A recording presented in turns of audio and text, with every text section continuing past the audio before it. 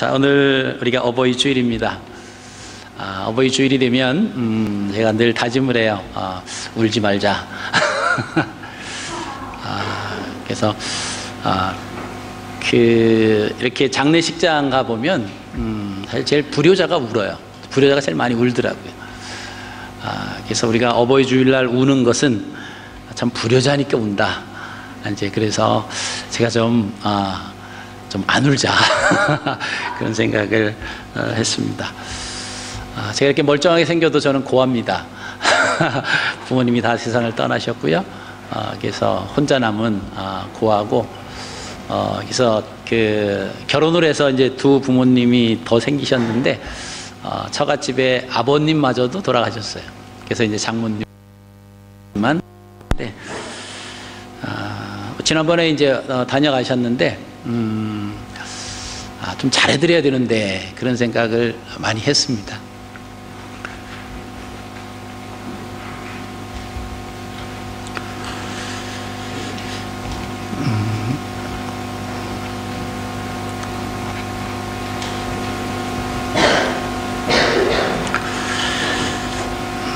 가시고 나서 잘 생각해 보니까 많이 못 해드렸더라고요.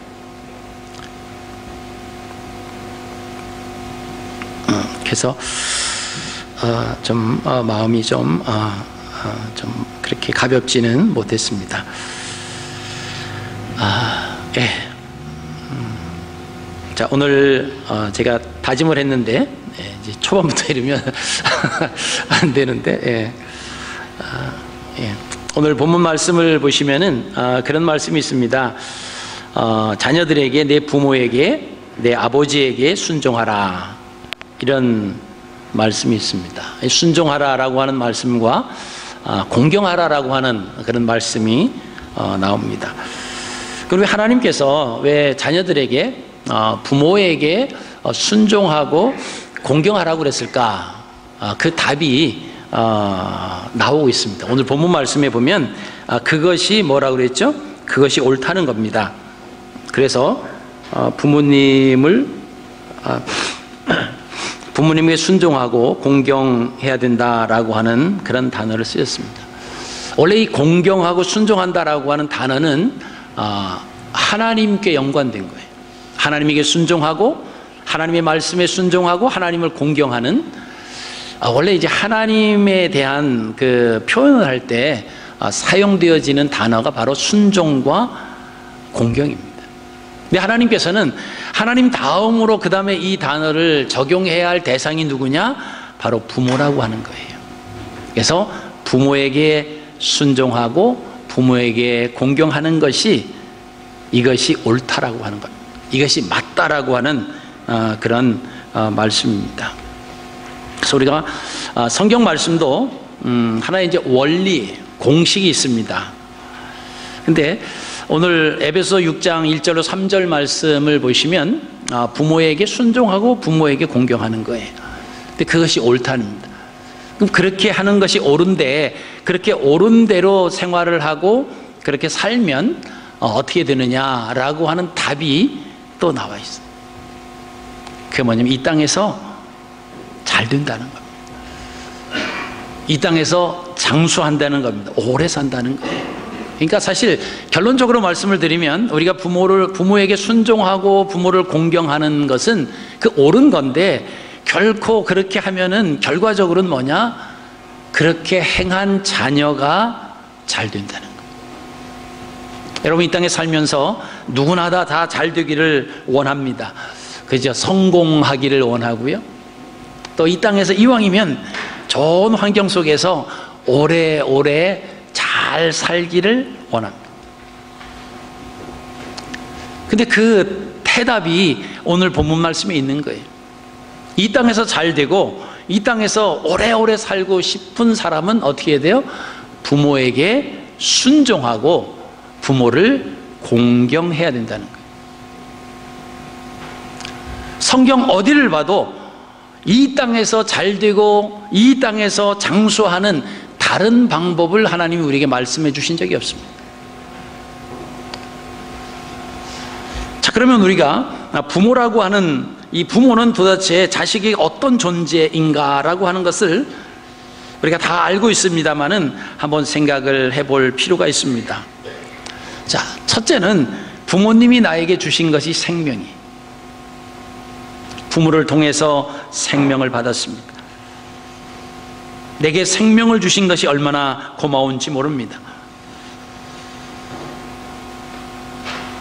우리가 이 땅에 살면서 어떤 위기적인 상황에 정말 힘들고 어려운 그런 위기적 상황을 만나서 정말 어떻게 하면 생명을 잃을 수도 있는 그런 상황에서 누군가 우리를 건져주시고 도와주면 평생 그 사람을 생명의 은인이라고 생각하면서 살아갑니다. 여러분, 근데 우리에게 생명을 주신 분이 누구냐? 물론 하나님이시지만 그러나 육신의 부모를 통해서 우리에게 생명을 허락해 주셨다라고 하는 겁니다. 왜 우리가 부모에게 순종하고 부모를 공경해야 되느냐? 나에게 많은 재산을 물려주시고 또 우리가 부모님을 내세워서 정말 멋진 우리 부모님입니다, 우리 아버지고 우리 어머님입니다 이렇게 말하면 많은 사람들이 우리 부모님을 우러러 볼 수 있는 아주 덕망 있고 지위 높은 그런 분이기 때문에 순종하고 공경하라고 하는 것이 아닙니다. 우리에게 내가 지금 존재할 수 있는 나의 생명을 주신 분이기 때문에 우리가 공경하는 거예요.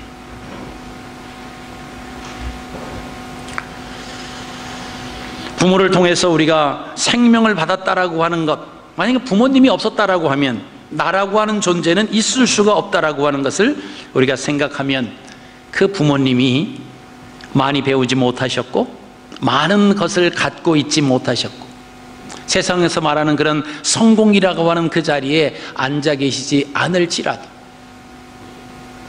때로는 다른 사람이 볼 때 부족해 보이고 모자라 보이고 세상 사람에게 업신여김을 당하는 우리의 부모라고 할지라도 우리는 그 부모를 감사하고 존경할 수밖에 없습니다. 순종할 수밖에 없어요. 공경할 수밖에 없습니다. 왜요? 나라고 하는 생명을 존재케 하신 분이기 때문에 그렇다라고 하는 것입니다. 두 번째는요, 부모님이 우리에게 사랑을 주셨어요. 톨스토이의 그 글을 보면 이런 이야기가 있습니다. 하나님께서 천사장 가브리엘에게 세상에 내려가서 가장 세상에서 아름다운 3가지를 가지고 와봐라, 그렇게 하나님이 가브리엘 천사에게 말씀을 하십니다. 그래서 가브리엘 천사가 세상에 내려왔어요. 세상에서 가장 아름다운 것이 뭘까? 여기저기 다니다 보니까 아름답게 활짝 핀 아주 향기로운 그 꽃송이를 발견을 합니다. 야, 이거야말로 세상에서 정말 아름다운 거다. 그래서 꽃송이를 하나 딱 꺾었습니다. 두 번째는 또 다니다 보니까 어린아이가 아주 활짝 웃는 그 꽃이라고 그러잖아요. 그 활짝 웃는 그 아름다운 그 미소가, 야, 이거야말로 정말 세상에서 가장 아름다운 것이겠구나. 그리고 그 아이의 웃음을 선택을 합니다. 세 번째, 헌신적인 어머니의 사랑. 자녀 잘 되기 위해서 못 먹고 못 입고 그러면서도 자녀에게 다 해주시는 그런 헌신적인 사랑을 가브리엘 천사가 보고는, 야, 이거야말로 아주 고귀한 아주 아름다운, 세상에서 아름다운 것이 또 하나다. 그래서 그 3가지를 선택을 해가지고 이제 하늘로 이제 하나님 앞에 올라갔습니다. 자, 여기저기 머물면서 올라가다 보니까 이 활짝 피고 향기로운 꽃이 그냥 시들어 버렸어요. 악취가 났습니다. 그리고 그 활짝 웃던 아주 천진난만했던 그 어린아이의 웃음이 이제는 징그러운 사람이 돼버렸어요. 커가지고. 그래서 하나님 앞에 가져간 것은 그 2개는 이미 다 변질돼 버렸고, 시간이 지나고 세월이 흘러도 변하지 않는 그 어머니의 헌신적인 사랑만 전달이 됐다라고 하는 이 톨스토이의 그 글에 나오는 이야기입니다. 여러분, 이처럼 부모님은 우리에게 생명을 주셨을 뿐만이 아니라 사랑을 주셨어요. 그럼 부모의 사랑을 잘 그려주는 그런 이야기가 또 있습니다. 가시고기라고 하는 거와 우렁이의 그 이야기를 아마 한 번쯤은 들어보셨을 거예요. 아마 가시고기는 소설로 유명한 겁니다. 이 가시고기라고 하는 것은요, 산란기가 되면 이제 암컷이 이제 알을 낳고 떠납니다.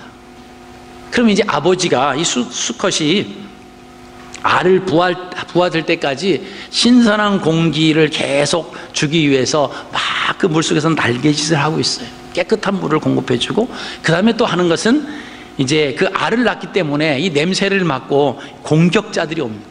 그럼 그것을 다 싸워 나가는 거예요. 그래서 지킨 그 가시고기가, 아버지가 지킨 그 알들은 대개 거의 100%에 가까운 부화를 한답니다. 그럼 그것이 몇 주 된대요.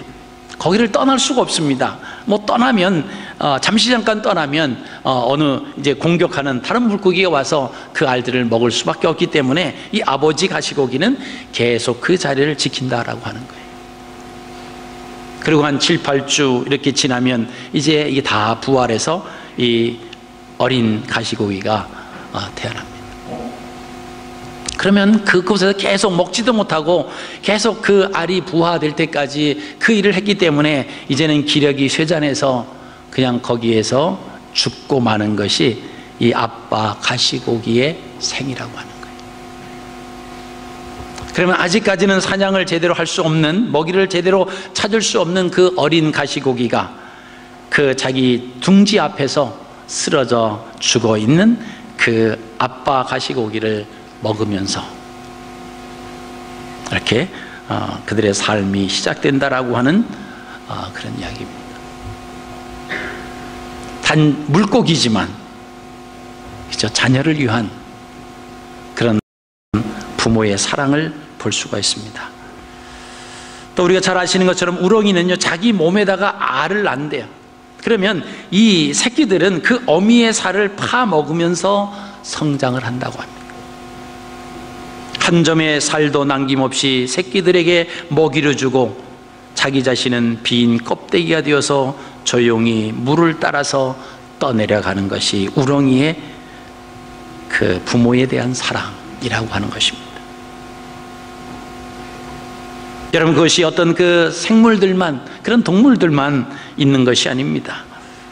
우리의 부모님들, 자녀의 울타리가 되어서 부모가 자녀를 사랑한 나머지 그저 우리가 어머니 노래처럼 진자리 마른 자리 마다하지 않고 자식을 위해서라면 평생 아무런 조건 없이 사랑의 은혜를 베풀어 주신 분이 우리의 부모님이라고 하는 것입니다. 우리에게 사랑을 주셨고 사랑을 알게 해주셨고 사랑을 보여주신 그 부모님이기 때문에 우리가 그분들을 순종하고 공경하는 거예요. 그리고 더 나아가서는 우리에게 세 번째로 신앙을 주신 분이 바로 우리의 부모님이십니다. 여러분, 우리가 어릴 때부터 아예 나는 하나님을 믿겠다라고 작정을 하고 교회에 나오는 아이는 없습니다. 부모님들이 그 아이를 데리고 교회로 오는 거예요. 그리고 가정에서 하나님에 대해서 기도하는 법, 하나님을 사랑하는 그 모습들을 자녀들에게 보여주면서 자녀들에게 신앙을 심어준 분이 바로 부모님이라고 하는 것입니다.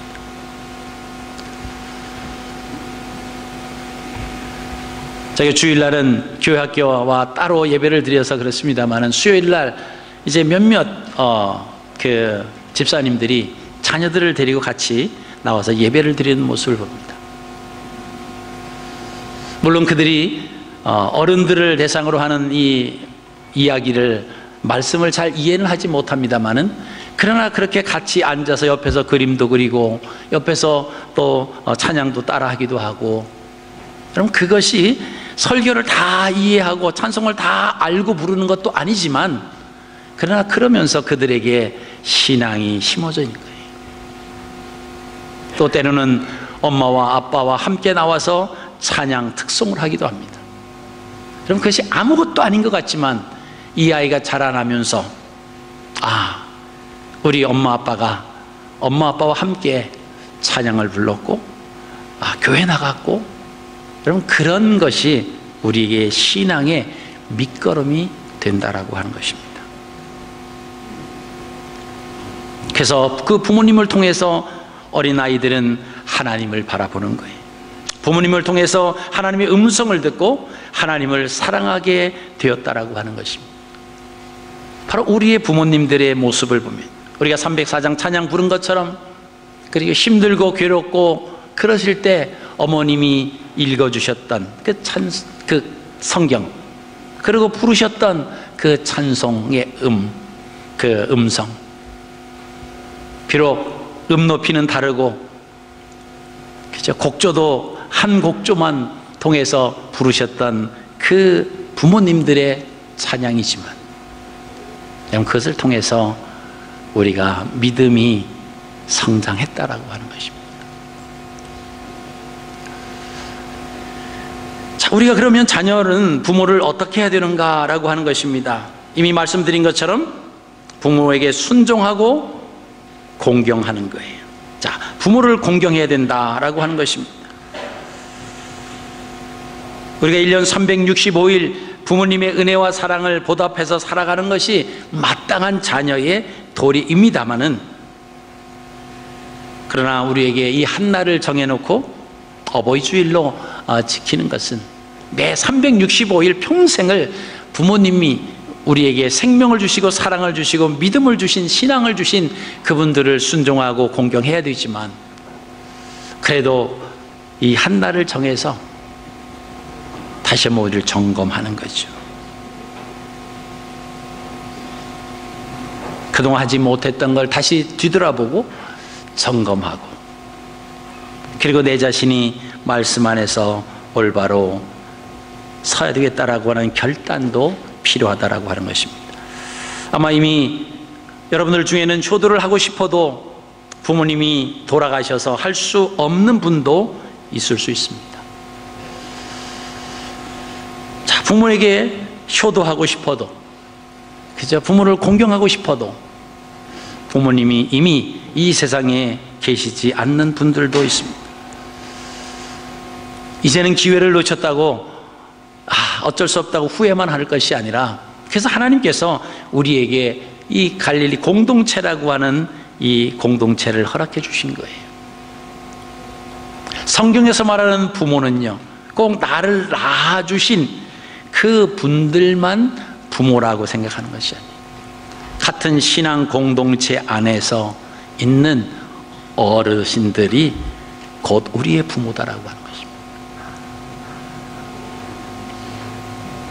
그래서 오늘 말씀을 보시면요, 두 가지입니다. 한 가지는 순종하고, 한 가지는 뭡니까? 공경하는 거예요.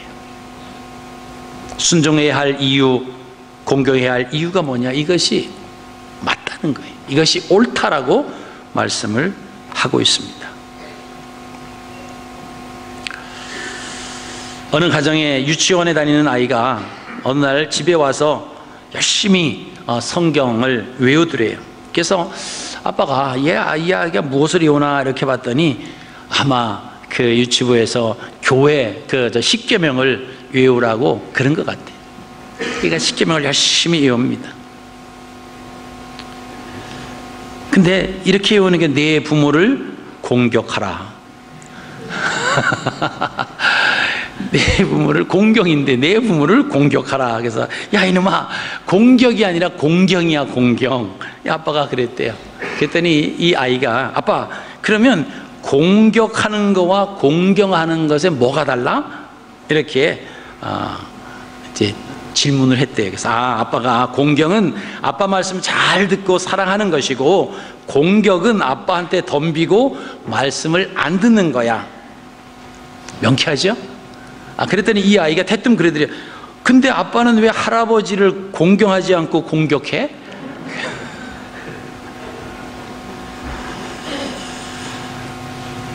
그죠? 이 공경, 순종은 너희들이 이거 해라.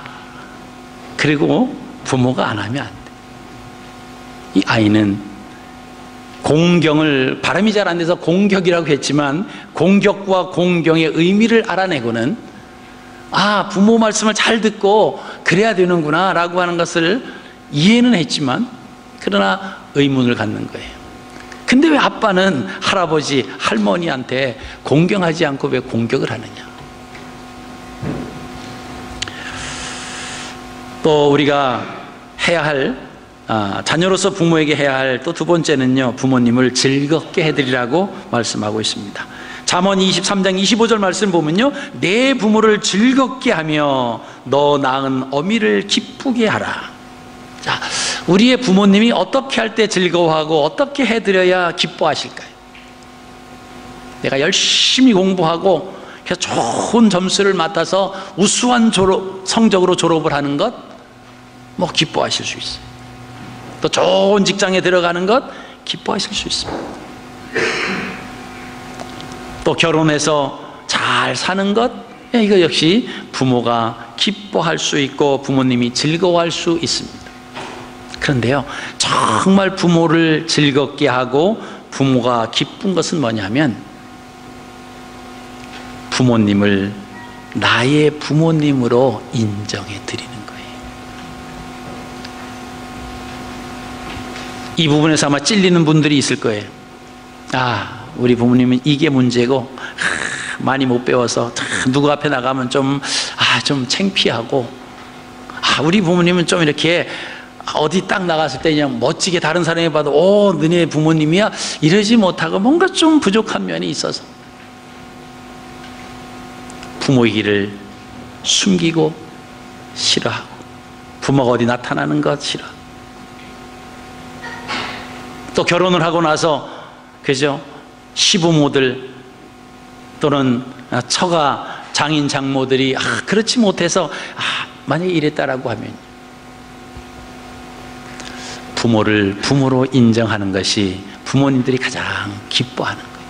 가장 즐거워하는 거예요. 우리가 그런 말 들으신 분도 있을 거예요. 아마 부모님들이 사시다가 그런 말씀 하시죠. 내가 잘못 산 것 같다. 내가 너희들 이렇게 온 거 보니까 잘못 산 것 같아. 막 이렇게 이야기를 할 때 맞아요. 부모님이 잘못 사셨네요. 여러분 그러기보다 아니에요. 부모님은 잘 사셨어요. 저에게 있어서는 정말 훌륭하신, 정말 세상에 하나밖에 없는 정말 사랑하는 그런 부모님이십니다. 다른 사람이 볼 때는 잘못 살았다고 할지 모르지만 제가 볼 때는 잘 사셨습니다. 여러분 그 말이요 가장 기쁜 거예요. 왜요? 자녀가 부모를 인정해 주는 거잖아요. 여러분 우리가 어떻게 그럼 억지로 그렇게 인정을 해야 됩니까? 그렇지 않습니다. 하나님 말씀 안에서 보면 나에게 생명을 주신 분, 나에게 생명을 주셨어요. 사랑을 알게 하셨고 나에게 신앙을 주신 그 분이기 때문에 나에게서는 가장 소중한 분이에요. 그리고 하나님의 말씀에 의해서 그 부모님께 순종하고 공경하는 것이 하나님 말씀이 옳다라고 하는 겁니다. 우리가 그렇게 순종하고 섬길 때 결국 거기에 대한 대가는 누구에게 옵니까? 우리에게 오는 거예요. 그래서 부모님을 우리가 잘 모셔야 됩니다. 잘 모셔야 돼요. 그리고 부모님들은요, 자녀들이 부모들을 잘 모실 수 있도록 가르쳐 줘야 돼요. 뭐 돈 없는데 뭐 어버이날 선물 사오려고 그러면 사오지 말아라. 생일 돼가지고 뭐 이렇게 생신 돼가지고 뭐 살면 밥 뭐 이렇게 어디 좀 모시고 가겠습니다. 그럼 됐다. 난 뭐 나가기 싫다. 막 이렇게 자꾸 이제 제재를 하잖아요. 자녀들로 해서 못하게 하면 그 돈 세이브하고 그 시간 자기네끼리 좋은 시간 갖겠지, 그럴 수 있을지는 몰라도 하나님 말씀의 근거로 보면 뭐죠? 부모님이 자녀들이 잘 되고 자녀들이 장수하는 것을 막고 있다라고 하는 거예요. 아멘이십니까?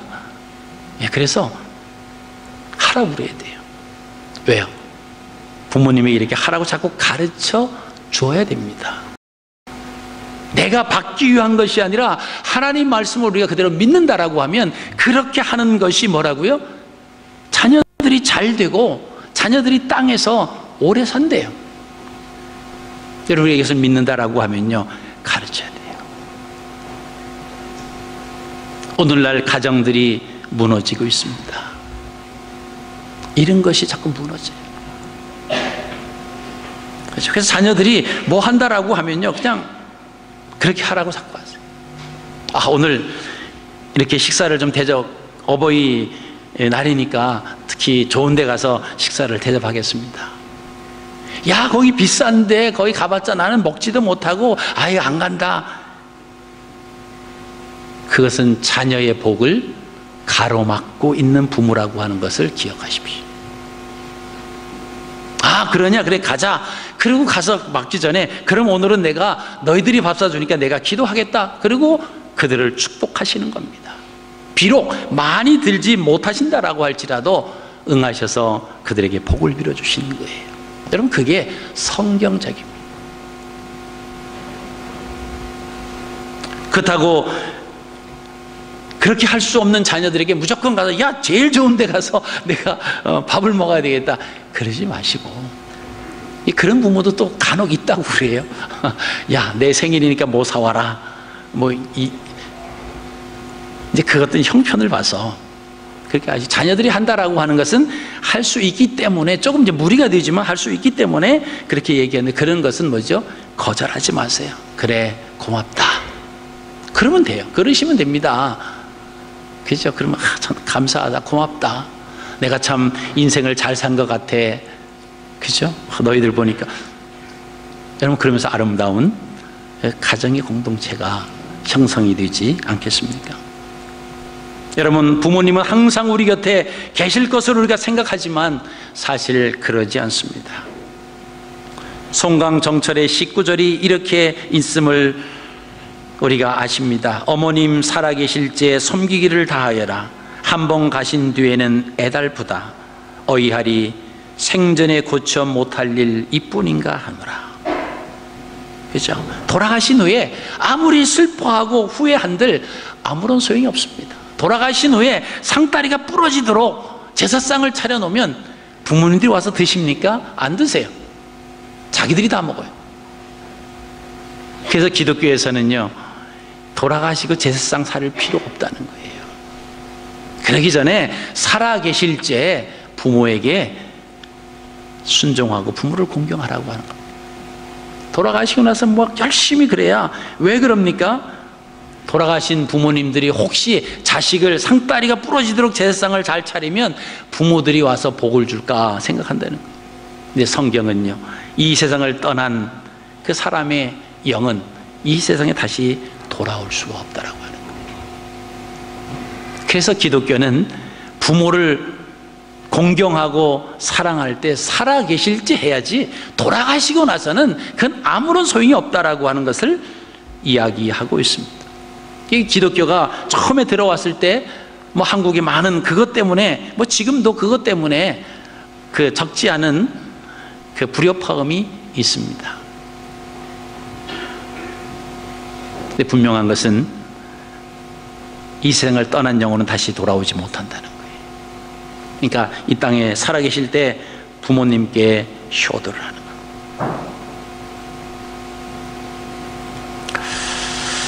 제가 오늘 카톡에서 본 글을 다는 소개를 못하려 짤막하게 한 부분만 하고 오늘 말씀을 마치겠습니다. 엄마가 5년 전부터 주위 사람들로 거의 알아보지 못할 정도로 치매가 걸리게 되었다는 것입니다. 그래서 아들이 엄마 내가 누군지 알아? 그랬더니 아저씨? 아니 아저씨 아니고 큰아들 창환이 하지만 어머니는 나보고 집에서 자고 가라고 하신다. 한평생 성질 고약한 남편 뒷바라지로 수도 없이 마음고생하시고 없는 살림에 사남 일녀를 키우기 위해 고생만 하신 어머니, 이제는 치매로 정신을 내려놓고 계신 79세 어머니를 보니 가슴이 미어진다. 과거의 모든 삶을 치매라는 지우개로 지워버리셔서 이제는 아기처럼 되어버린 어머니, 그럼에도 불구하고 어머니가 우리 곁에 계신 것만으로 감사한다. 언제든지 엄마가 보고 싶으면 찾아가서 볼 수 있으니. 여러분, 이런 글이 있었습니다. 여러분, 이런 글을 읽으면서 우리가 이 땅에 살면서 정말 부모님이 우리에게 계시다라고 하는 것, 그때 더 잘 섬겨야 된다라고 하는 것입니다. 이미 부모님이 계시지 않으면 또 하나님께서 우리가 그 부모님을 섬길 수 있는 그 공동체 내에 또 어르신들이 있다라고 하는 것입니다. 말씀을 맺겠습니다. 지금 우리 사회가 위기라고 말합니다. 여러분, 그 위기의 핵심이 무엇인지 아십니까? 가족의 붕괴에 있습니다. 가족 관계가 파괴됩니다. 부모님을 모시고 공경하며 살아가는 이것이 점점 사라져가고 있습니다. 거의 찾아보지 못할 정도에 있습니다. 부모님을 모시기를 싫어하고, 그러나 그렇게 이야기하고 있는 그 젊은 세대가 머지않아 또 다음 세대에 의해서 그러한 되갚음이 그대로 돌아올 수도 있다라고 하는 것을 여러분 기억하셔야 됩니다. 영원히 늙지 않는 게 아니에요. 내가 지금 청춘이라고 나는 절대로 나이 먹은 사람이 되지 않을 거라고 착각하고 있는 것이지, 시간이 지나면 우리도 언젠가는 그 자리에 있다라고 하는 거죠. 내가 심지 아니하고 좋은 것을 거둘 수가 없습니다. 유치원생이 말한 것처럼 자기에게는 공경하라고 하고 아버지는 그 할아버지에게, 할머니에게 공격한다라고 하면 여러분, 그것이 이해가 되겠습니까? 우리에게 주신 부모님들을